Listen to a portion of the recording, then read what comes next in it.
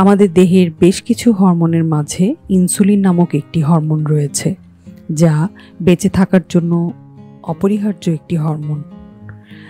আর এর পরিমাণ যখন কমে যায় তখন আমাদের বিপাক প্রক্রিয়ায় বিভিন্ন ধরনের সমস্যা দেখা দেয়, যার ফলে শরীরের ভেতরে থাকা গ্লুকোজের মাত্রা বেড়ে যায়। আর এই মাত্রাতিরিক্ত গ্লুকোজ বেড়ে যাওয়াটাকেই ডায়াবেটিস বলা হয়।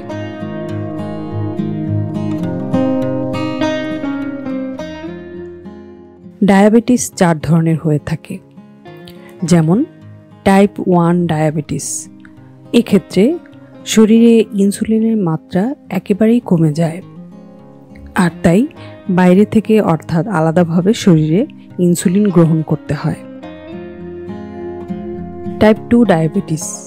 টাইপ 2 ডায়াবেটিসের রোগীর সংখ্যাই মূলত বেশি হয়ে থাকে। 95% কিংবা তারও বেশি সংখ্যা হয়ে থাকে টাইপ 2 ডায়াবেটিসের।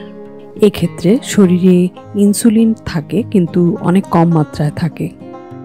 এরপর ধরা হয়ে থাকে বিভিন্ন কারণে হওয়া ডায়াবেটিসকে। এর মাঝে আছে বংশগত কারণ, কোনো ঔষধ গ্রহণের ফলে হয়ে থাকে, আবার শরীরে কোনো হরমোনের মাত্রা অতিরিক্ত হয়ে গেলেও ডায়াবেটিস হতে পারে।